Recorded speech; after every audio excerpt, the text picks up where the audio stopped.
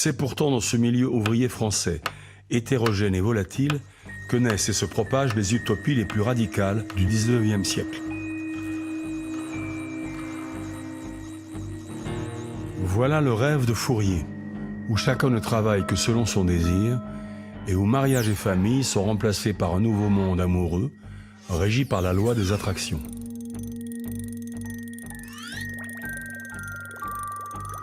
Voilà, moins amusant, le rêve de Cabet, l'inventeur du mot communisme, qui trouve Fourier bien immoral et prône une communauté idéale de travailleurs, où tout est mis en commun, sauf les femmes, et où l'égalité règne dans l'abondance. Voici Leroux et sa philosophie religieuse du progrès, qui rejette égalitarisme et communisme et exige le respect de la propriété privée. Voilà Proudhon, pour qui au contraire la propriété c'est le vol, et qui veut instaurer pacifiquement une démocratie mutualiste.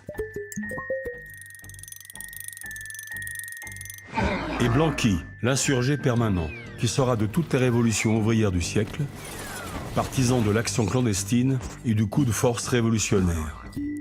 Sa dernière société secrète porte un nom poétique, la Société des Saisons.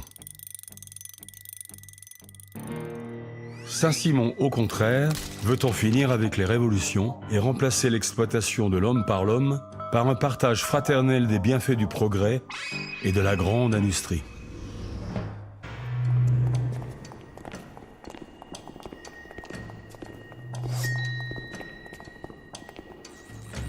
Critiquant le socialisme utopique de ses rivaux, Marx prône un socialisme rigoureux, scientifique, qui fait de la lutte des classes le véritable moteur de l'histoire humaine.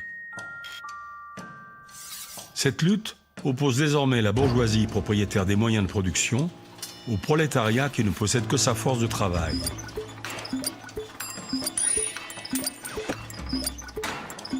L'analyse débouche sur un véritable acte de foi dans la mission rédemptrice de la classe ouvrière. N'ayant rien à perdre, elle est la seule à pouvoir libérer la société tout entière et abolir la notion même de classe. Le processus révolutionnaire est inéluctable. Le capitalisme est condamné à disparaître, miné par ses contradictions internes. Les théories de Karl Marx, développées dans le Manifeste communiste de 1848, se propagent grâce à l'Association internationale des travailleurs qu'il a fondée avec d'autres socialistes et anarchistes européens en 1864.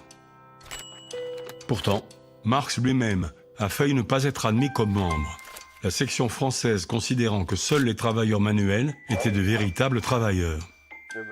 Après d'âpres débats, un compromis fut trouvé, laissant chaque section nationale décider si elle acceptait aussi les travailleurs intellectuels et les femmes. Les communistes se réclament de Marx et veulent s'emparer de l'appareil d'État pour construire le socialisme. Les anarchistes se réclament de Bakounine et veulent au contraire détruire l'État en même temps que l'ordre social existant. Pour cela, tous les moyens sont bons. La grève générale, les attentats, mais aussi ce que les anarchistes appellent faire ses courses à la prolétaire. C'est-à-dire piller des magasins, partir sans payer d'un restaurant, braquer une banque. Enfin, contrairement aux marxistes qui croient en une économie centralisée et planifiée par le haut, les anarchistes poursuivent le vieux rêve anarcho-syndicaliste de l'autogestion ouvrière. L'idée que tout irait bien s'il n'y avait plus de patrons, si les usines étaient gérées par les ouvriers eux-mêmes.